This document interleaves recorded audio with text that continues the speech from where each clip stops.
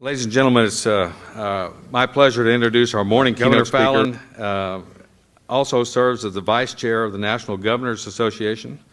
She's a tireless advocate for pragmatic energy policy and a champion of the resurgence of the onshore oil and gas resources, particularly in Oklahoma, elsewhere in the U.S. She's also a passionate advocate of natural gas utilization for transportation and has been a leader in fostering cooperative efforts for gas-driven transportation and wind power with other governors in the region and around the country. Because of her passion for this, we're very pleased to have her here today to share with you her thoughts as we address this broader issue of the challenges and the opportunities that face our country. Governor Fallon, we look forward to your remarks.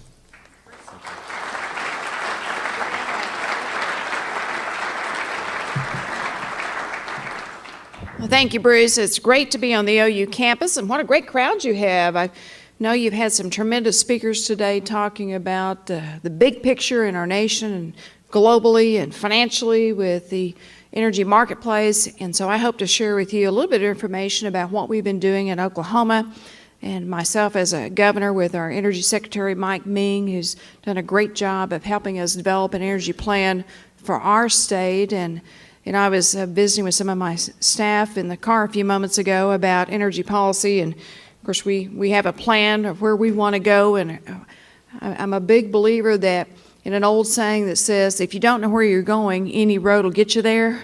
So you got to have a roadmap to where you want to be going in a state. And so we've developed a roadmap in Oklahoma, but my staff, I was asking them if very many other states had energy plans per se with their governors, and not all do. And so I hope that as we continue this discussion, not only here in Oklahoma, but across the nation, that other states will develop a plan of action, a roadmap of action, so that we can continue to drive energy independence for our nation, so we can create a more stronger, vibrant economy and grow jobs in America and create American revenue back into our local economies in our state. So it's a pleasure to be here with you today. And Bruce, we appreciate your leadership. I was just asking Bruce about where he lived, and he was telling me he'd moved back to Oklahoma 2 years ago, which is always good news for us.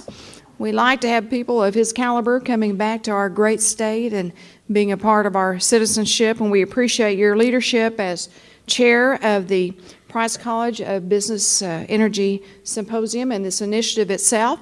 Thank you for helping us put all this together, and I looked at your lineup of speakers, and you have some incredible speakers today for this institute and symposium, so thank you for your leadership and all that you're doing. And I just want to say that the Price School of Business, and certainly with the Energy Institute itself, is considered to be one of the leading programs in our nation for not only education, for research, but also for outreach as it relates to energy policy and business policy, not only here in Oklahoma, but certainly across the nation. And that's important because this institute and this school is helping us develop our next generation of energy leaders, our energy executives, our researchers, our men and women who will be carrying on the tradition of many of those in this room that have worked so hard to work in this industry itself. And they're going to be the ones, our students especially here in the audience, are going to be the ones that are going to be creating hopefully thousands of new jobs, not only here in Oklahoma, but across our nation, that will help us in our energy production and also help us move towards the goal of North American energy independence for our nation, which I believe is important not only for our economic security, but certainly for our national security. And I just want to thank all of you that are working hard with our young new leaders that are working with the Energy Institute. Especially, I want to thank Dr. Gosh. Doctor, I haven't got to see you yet. Where are you still here? Dr. Gosh, there you are. Thank you very much for your leadership, all that you've been doing. We appreciate you. Dean Evans, certainly with the Price School of Business, and President Boren has also been a wonderful leader, along with all of our academic faculty leaders that are here at OU. Thank you so much for your work and your leadership. And I'm pleased to have our Secretary of Energy, Mike Ming. Secretary Ming, there you are way over there. It's been a great joy and pleasure to have Secretary Ming on my cabinet. He has done a superb job working with all of our energy industry leaders across our state, all forms of energy in our state. He's certainly well respected across our nation, and we've been having a lot of fun in my cabinet working on energy policy. So thank you for what you've been doing. Appreciate our energy executives that are from out of state that have joined us here. I always like it when we have visitors from out of state, and you've had some heavy hitters here on your symposium today, because anytime we have visitors that come from out of state, you're helping our economy because you're renting hotel rooms and eating out and doing all those good things that help me as governor. So thank you very much for that too. And of course, we want to welcome all of you that are participating in this itself. Well, we all know that energy is an important economic driver in Oklahoma's economy, and it is, of course, nationally too. It's difficult to overstate energy's importance to Oklahoma and the future of our country.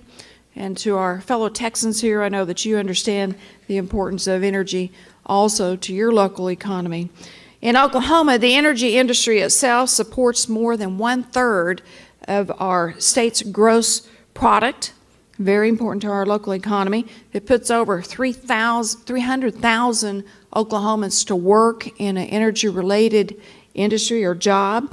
The oil and gas severance taxes that we collect contribute over $1 billion into our coffers through the taxes that they pay to support things that are important to Oklahoma, like education, transportation, public safety, health.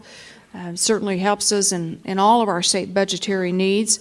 And while oil and gas represents the lion's share of energy production in Oklahoma, we're also seeing the emergence of other promising energy resources in Oklahoma, whether it's biofuels, biomass. Certainly the wind energy is very, very important to Oklahoma's economy. We know we have coal sector people that are also represented here in Oklahoma. And so we appreciate all of our energy resources. And Oklahoma companies, I have to say, are leading the way when it comes to new technology, new innovation, when helping us produce various resources that have been, frankly, unproductive in the past through the technologies that we have, and not only producing new resources here in Oklahoma, discovering new fields, bringing up that new production, but as I like to tell my friend Governor Jack Dalrymple, we're also producing jobs in his state because we are helping other states, whether it's Pennsylvania, whether it's Texas, Louisiana, North Dakota, all those other states. So we're excited about what is coming from our Oklahoma energy companies and the production, the innovation, the unconventional reserves that we've been able to bring to the marketplace, and unprecedented supplies of natural resources, natural gas especially, which has helped us in our renaissance of energy production, whether it's oil production, whether it's gas production, helping us capture energy. And we're also very excited about our wind production in Oklahoma. I always like to joke we have a lot of hot air at the Capitol, but we also have a lot of great wind resources across our state. If you look at a map of the wind corridors of the United States, you can see, especially through the Panhandle northwestern part of Oklahoma, how big of a strength we have in wind production, which helps in our overall production of energy itself. And so we're very fortunate in our great state to have all of these great resources. Now, of course, we have some challenges out of Washington, D.C.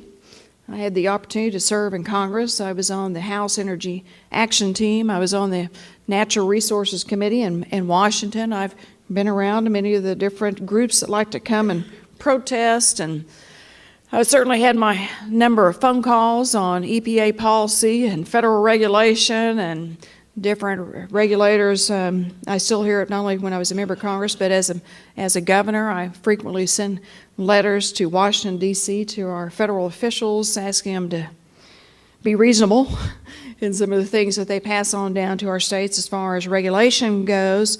And we do have some people in our nation that are anti-fossil fuel ideologues that have declared that traditional sources of fossil fuels are exhausted or running out, but we all know that's not true in our nation, and we have certainly through innovation in our technologies been able to find that we do have abundant resources in our nation.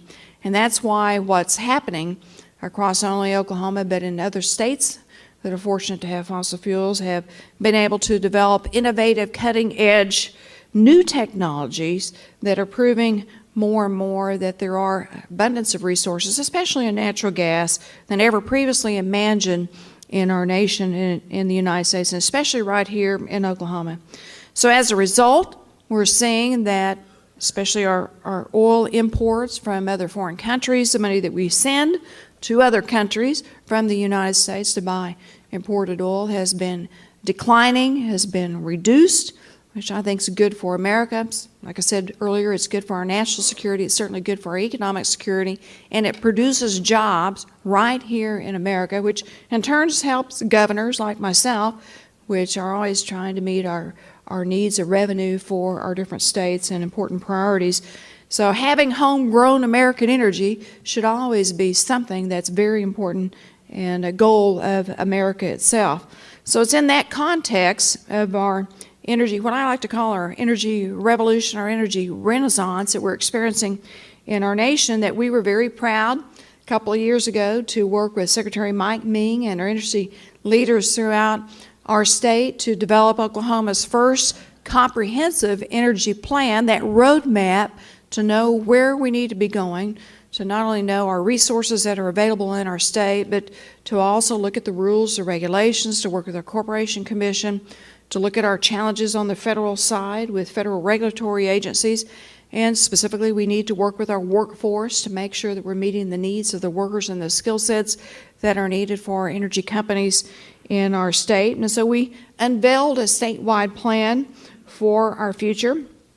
And I, once again, think it's important for all governors that have an abundance of natural resources, whatever those resources are, and they're different in every state. Some states have oil and gas, some states have also wind, some states have coal, some states have solar, nuclear, whatever it might be, that all governors have some type of energy plan so we can continue to develop American energy independence. So Secretary Ming and I put together this plan that we believe is pragmatic. We believe it's actionable. It actually has different action steps that we've been checking off our list of being able to do and refining those things to help us make our plan functional and far-reaching to reach Oklahoma's energy potential.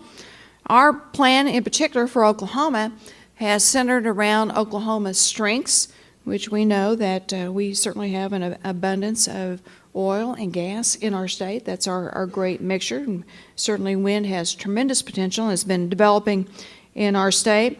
But we also believe that it's important for us to continue to not replace our traditional resources in Oklahoma, such as oil and gas, but to help further develop those and help develop our core strengths in our state. So in our energy plan, we don't have mandates that are in there, but we have actionable goals that we put in our energy plan, which allows the private sector to be able to grow and develop as it deems reasonable and frankly makes financial sense to that sector. While we also, as I said, support all forms of energy production, we also believe that especially in Oklahoma, that we got great opportunities with some of our abundant resources, and I want to particularly talk about natural gas itself, because it is something that we have continued to discover is something that's very abundant in, not only in our state, but across our nation. And we are one of the states that is one of the leading producers of natural gas itself. And our companies have helped pave the way, not only here in Oklahoma, but as I mentioned, in many other states across our country, to now be able to, I think, reasonably predict that we have over 100+ years of supply in resources located across our nation in natural gas. And natural gas is one of the keys that we think will help move us forward towards energy independence and weaning Oklahoma, and certainly, I should say, our nation, off foreign oil. So utilizing more natural gas can also help us create a cleaner, better environment for Oklahomans, and undoubtedly will help us also create thousands of jobs and help spur economic growth. And so for all those reasons, we have worked hard in Oklahoma in our energy plan and with Secretary Ming to look at how we can help create more marketplace. new avenues for the utilization of natural gas because it is lower, as we know right now, and with the abundance of that. So we have been working with other states to put together some collaborations, some partnerships, actually working in a bipartisan manner, which you don't find in Washington, D.C. right now, where Democrats and Republicans are actually working together to do something good for our nation. So in 2011, when we announced actually 2010, when we announced our energy plan, we started working towards putting together a bipartisan agreement with a memorandum of understanding between governors that would encourage our states to move towards an abundant resource, and that is natural gas for CNG vehicles to utilize in our state fleets. In the state of Oklahoma, we have over 11,000 cars between all of our different agencies and functions of state government, as do other states. Governor McDonnell has certainly been working towards transitioning his cars to CNG vehicles. I went and spoke at their energy conference in Virginia. Governor Hickenlooper in Colorado has bought on to this concept and been a leader helping us in Oklahoma with talking to the Democrat side of the aisle. I've been talking to the Republican side of the aisle as governors as to how we can help save our nation money, help save taxpayers money, utilize an abundant resource that we have in our nation, once again helping us wean our dependence off foreign oil. We're always going to utilize oil, and oil is very, very important to our nation. It's not going to go away. It's always going to be there. But we also have the ability to be able to utilize some of our great resources. And so Governor Hickenlooper and I went together. We drafted a memorandum of understanding on the same day over a year ago, or 2 years ago now, in 2011.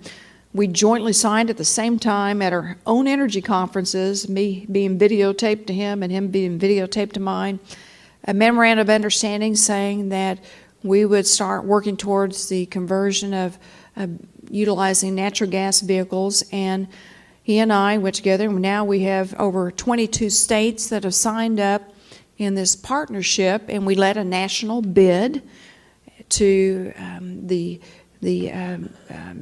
Detroit auto manufacturers. Actually, Governor Hickenlooper and I went to Detroit, and we visited with GM, we visited with Chrysler and Ford, and all their top executives. And when we went to Detroit, I thought, well, they'll probably give us a courtesy of sending a couple staff people in and we love our staff people. It's not a criticism, but send some staff people in to meet with us. But we didn't see that. We actually saw President Ford.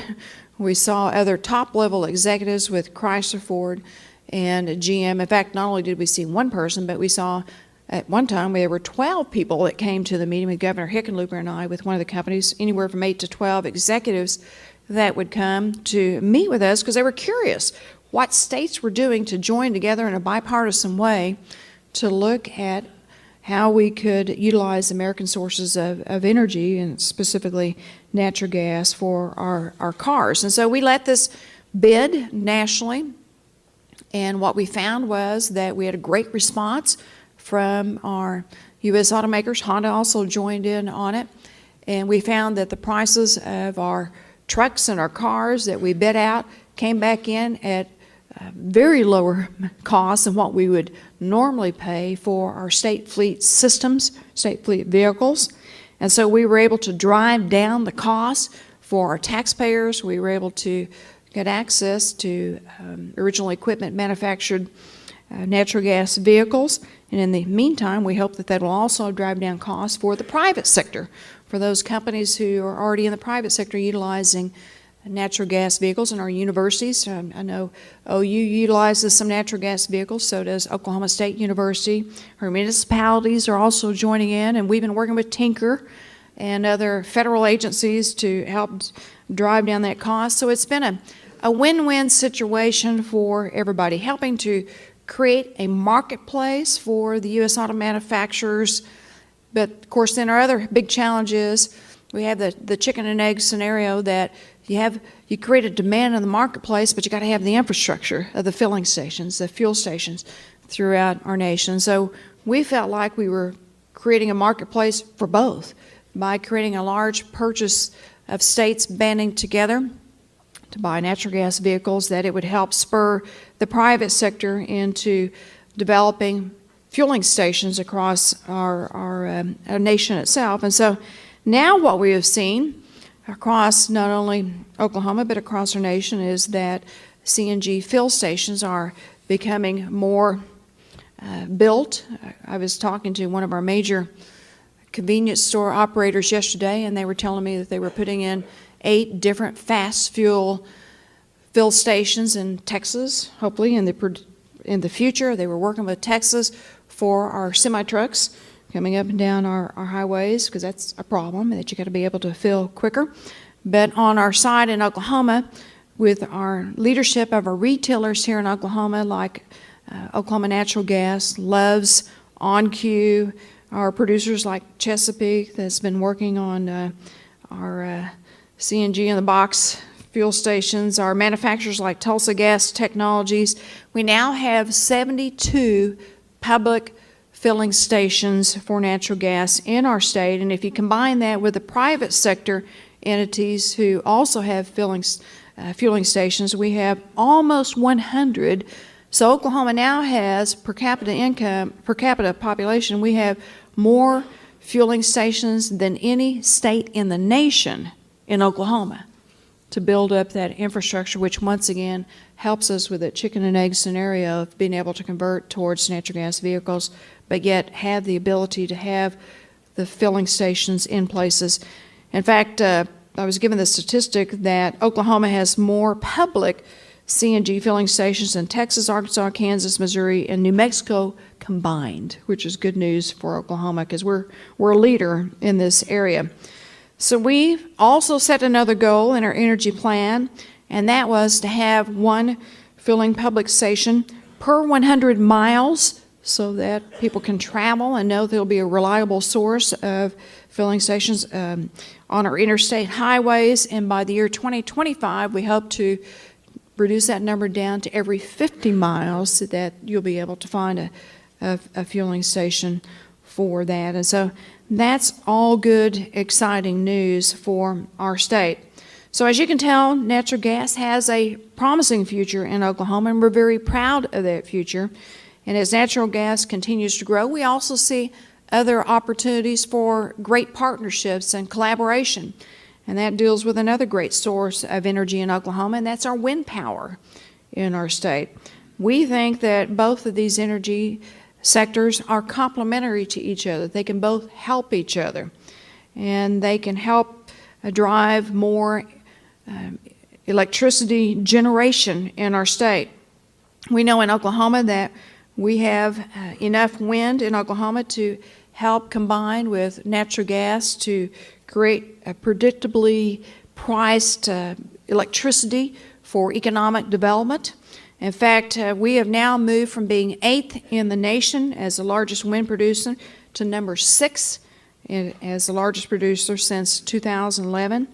And we believe that that's going to continue to grow and move up, and that our potential with the wind and the investment that we're seeing coming to our state and the interest. So since I was elected 2 years ago, Oklahoma's capacity to generate electricity with wind has more than doubled in just a short period of time. So I'm proud to say that Oklahoma is one of 4 states that now have over 1,000 megawatts of wind energy capacity built just in the last year. So commitments to using more wind power have been a real driver in making this possible in our state. And I know here at OU and even at the governor's mansion, we use some wind power, some turbines, and I understand that OU back in 2008 put into place a goal of having 100% wind energy by 2013, and that OU's on track to make that happen in this state and this campus, and that's great news. Also, OSU has done the same thing too. So wind energy has tremendous potential if we find ways to complement the production of traditional fossil fuels, and in particular with natural gas. And as we all know, wind isn't always blowing, and that's why it's important that we be able to combine the two together so we can have that reliability, predictability of being able to match the two and marry natural gas and wind itself. And so we're excited about that. And of course, then as you move on to look at the next generation of power plants and the ability to be able to use gas in our power plants, we are seeing quickly seeing our designs of our electricity generation plants utilizing gas to quickly balance the ups and downs as those power plants utilize wind to create more stability in that area also. So if we want to see wind continue and wind farms continue to be built around Oklahoma and benefiting from the jobs, the investment, and the tax revenue that it's creating, we need to embrace new technologies, especially as it relates to new clean gas technology that complement wind energy. So we still think that that's a win-win for everybody. Natural gas will continue to increase its market share by supplanting also some of our power generating plants that are coming under some pretty tough regulations from the federal side, especially as it relates to coal and the importing of coal into Oklahoma, out-of-state coal to power our plants, and we're seeing more wind and natural gas production helping with that production. For example, in Tulsa, PSO is retiring one of its older insufficient coal plants, and instead it is sending millions of ratepayer dollars, instead of sending millions of ratepayer dollars to out-of-state coal companies to pay for that imported coal, we're seeing those dollars will go to support affordable, reliable, clean, domestic natural gas energy production that's produced right here in Oklahoma, which we believe leads us to more flexible portfolio that can be able to be used to enable greater addition of renewable resources in our states. And I just want to say that there are different mixtures of energy resources in different states. Some states have an abundance of coal, some states have nuclear, some states use more solar, and I'm for all those different things. But in particular for Oklahoma, we know what our energy strengths are, and that is our oil and our gas and our wind sources, and we certainly have some renewables. So I'm not against coal. I just want to make that very clear. But in other states, that's what they utilize, that's what they use. And finally, I want to talk about another important subject that we're doing here in Oklahoma, and that is how do we create more energy efficiency for state government itself. And I believe, frankly, Washington could utilize a few lessons from Oklahoma, too, when it relates to some of energy efficiency that we're creating here in our state. We passed a piece of legislation last year that I asked the legislature to work with me on that would say that our state buildings, our campuses, our universities, we have 25 different campuses that utilize a tremendous amount of energy, that they would set a goal to develop an energy efficiency plan to reduce our energy consumption in state offices and our campuses by 20%. However they choose to do that, but to save taxpayers money to become better stewards of our energy resources in our state, and we are moving towards that goal, and I think that's very exciting for us to be able to set that goal, and that's a goal that's in our state energy plan, and we're on target to do that and to make that happen by the year 2020. It's predicted that if we're able to meet these goals of saving 20% of energy efficiency, that we're going to be able to generate at least $300 million in savings and possibly up to $500 million of savings, because we've seen this happen at other state facilities. For an example, Oklahoma State University instituted energy efficiency savings, and they saved $15 million over a 5-year time period on their campus. So we know that it can be done. And when we passed this legislation, we actually received some national attention from Oklahoma trying to move in the right direction on energy efficiency. So last year, to our nice surprise, the American Council for Energy Efficiency Economy invited me to Washington, D.C., and they rolled out their annual energy efficiency scorecard of states, and Oklahoma had previously ranked 47th in the nation on energy efficiency, but we had told them about our plan and how we were working towards that, and now we've moved up to 39th. So we moved the needle in the right direction, and that group actually recognized Oklahoma, which was a nice thing to be recognized. So clearly, we're trying to move in a direction to utilize our great resources in our state, have that roadmap, create more energy efficiency, save taxpayer dollars, create a right business climate so we have an abundance of energy at reasonable prices so we can attract more jobs and opportunities to our state. So for all that, I just want to end today by thanking all of you that are in the energy sector for participating in this symposium, this institute itself, for helping us work towards American energy independence and production, for helping us better secure our national security, our economic security for our nation, which I think is very, very important. Now, I'll just close by saying that this past week I had the opportunity to go to, as the chair-elect of the National Governors Association, which you mentioned. I'll be taking over the chairmanship in August. So I had the opportunity to meet with President Obama and Vice President Biden as we were talking about sequester, which is a hard discussion.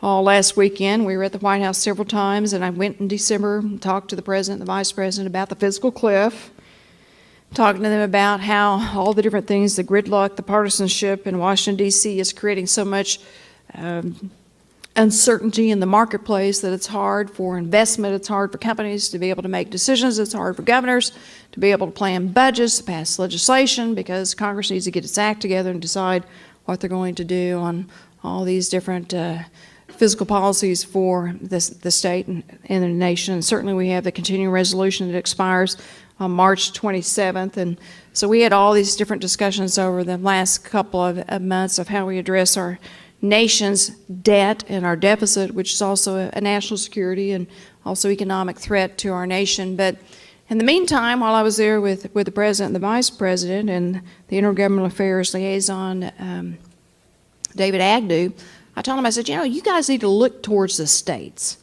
There is actually some collaboration going on between states. Governor Hickenlooper and I, other governors, have been working on doing things to grow jobs, grow our economy.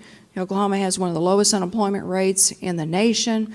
We have some of the strongest revenue growth in our state, and certainly the energy sector has helped with that.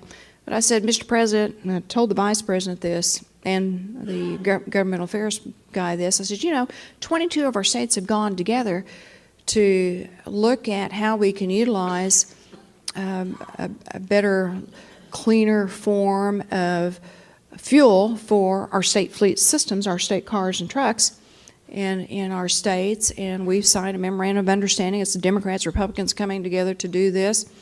And Mr. President, Mr. Vice President, you might want to think about doing that on the federal side with all your federal fleets and looking at that where it makes sense. Now, I know it doesn't make sense in every single state because not every state has the resources and the infrastructure that Oklahoma and Texas and some other states, Louisiana, does have, but where it makes sense. And they actually listened. They were interested in that. And my staff just told me that the Vice President has scheduled a call with our office on Friday to take us up on the invitation to look at what Oklahoma and the other states are doing with compressed natural gas vehicles and how we're, in our own states, innovating, creating solutions to our nation's problems to create American jobs, revenue, and utilize some of our own resources. That will certainly help our environment, which we all want to be good stewards of our land and water and our air. And in fact, tomorrow we're going to take delivery on 20 new CNG Ram trucks, 3/4-ton trucks with Chrysler. We have a Chrysler executive flying in with our Department of Transportation to take delivery on those trucks here in Oklahoma. And so we have the attention of Washington on that particular issue. And then I told them about our energy efficiency savings and what we're trying to do to create more savings for taxpayer dollars while you're trying to reduce the deficit. And so at least we got them listening a little bit in Washington, and hopefully, and then in the meantime, when I was at the White House a week ago on Monday, the President called upon me as Vice Chairman, asked what I had to say on behalf of the Republican governors. I said, well, Mr. President, he started talking about infrastructure and development in our nation and the deficit and debt and economy and all these different things he's been talking about. And I said, in the meantime, Mr. President, I said, I appreciate what you've done on the Keystone Pipeline from Oklahoma down to Texas and the Gulf Coast, but now we need to finish the rest of it, and let's get those permits done so we can continue to grow the nation's economy. So I put in a little plug for that too. So we're trying. So continue working together as states, people in the energy sector, and hopefully we'll be able to create some movement in Washington too. Thank you very much.